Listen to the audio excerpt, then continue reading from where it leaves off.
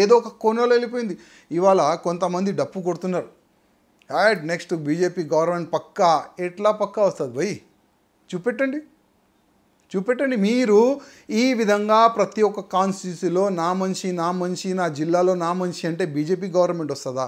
మళ్ళీ ఆ జిల్లాలో ఉన్న పాత బీజేపీ కార్యకర్తలు ఎక్కడ పోవాలి? ఆ జిల్లాలో ఉన్న పాత బీజేపీ అధికారులు ఎక్కడ పోవాలి? ఆ జిల్లాలో ఎన్నో సంవత్సరాల నుంచి ప్రాణం పెట్టి, డబ్బులు పెట్టి, సమయం పెట్టి పనిచేసే వాళ్ళు ఎక్కడ పోవాలి? డాక్టర్ రాజాసింగ్ జీ, మీరు కుల్లం మాట్లాడతారు, నిజాలు మాట్లాడతారు, పార్టీ బతకాలి, ఈ పార్టీ అధికారంలోకి రావాలనే మీకు తాపత్రయం బాగుంది. కానీ ఇదే కాన్సెప్ట్ మీ పార్టీ హైకమాండ్కి, పార్టీ అధిష్టానానికి ఉండాలి కదా? ఇప్పుడు మా అధిష్టానం కూడా ఏంటంటే, నేను అనుకుంటున్నా అట్లా తెలంగాణ పైన ఎక్కువ వాళ్ళు దృష్టి పెట్టరు నేను అనుకుంటున్నాను. ఎందుకంటే దాదాపు భారతదేశం చాలా పెద్ద దేశం. ప్రతి ఒక్క స్టేట్ వాళ్ళు చూడాలి, ఎక్కడెక్కడ అవకాశం ఉన్నది వాళ్ళు అక్కడ బాగా బలం కూడా పెడతారు, అక్కడ గవర్నమెంట్ కూడా వచ్చినాయి.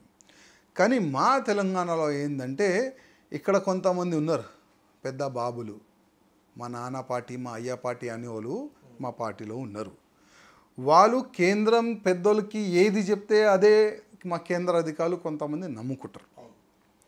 వీళ్ళ వల్లనే మాకు కొద్ది ప్రాబ్లం జరుగుతుంది. ఇప్పుడు నేను ఇక్కడ చెప్తా ఒకటి, మీ మీడియాలో నా మనసులో ఉన్న నేను మాట చెప్తా అండి. I may not a political. నేను ఉన్న బీజేపీ అంటే ఒక ఎమ్మెల్యేగా ఉన్నా, నేను ఒకప్పుడు బీజేపీ ఎమ్మెల్యేగా ఉన్నాను. ఎమ్మెల్యే అంటే పొలిటికల్ లీడర్, కానీ అస్సలు నాకు రాజకీయమే తెలియదు, నేర్చుకోలే. నేను ఏమి నేర్చుకున్నా అంటే, అయ్యా ఏది మనకు నచ్చితే అది చేయాలి, ఏది కరెక్ట్ ఉంటే అది చెప్పాలి, అర్థం కాకపోతే పక్క నుంచి వెళ్ళిపోవాలి.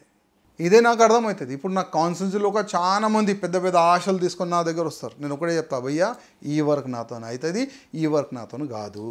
కానీ వాస్తవానికి హ్యాపీగా వెళ్తారు వాళ్ళు. తెలంగాణలో ఉన్న మేజారిటీ యూత్ అంతా కూడా సేమ్ మీ టైప్నే ఆలోచిస్తున్నారు. మీలాంటి అంటే రాజసింగ్ లాంటి వాళ్ళు చాలా ఓపెన్గా మాట్లాడతారు, బోలగా మాట్లాడతారని. ఎందుకంటే ఎక్కడ లోపం ఎక్కడ జరుగుతుంది?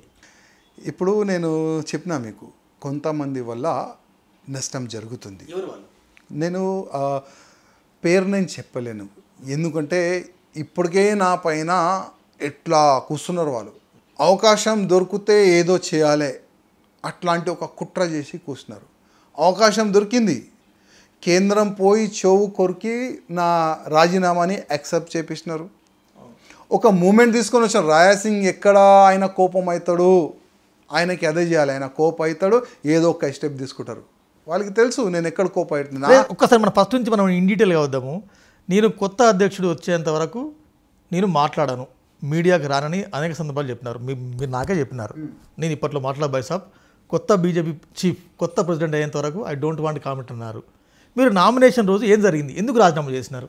ఇప్పుడు నేను కొత్త అధ్యక్షుడు డిక్లేర్ అయ్యే ముందు చాలా పెద్ద పెద్ద ఛానల్, మన తెలుగు ఛానల్ని నేను వాచ్ చేస్తున్నా. చాలామంది ఎంపీస్ పేర్లు వచ్చినాయి, కొన్ని ఎమ్మెల్యేస్ పేరు కూడా వచ్చినాయి. నేను ఎప్పుడు కూడా పదవికి ఆశ పడలే.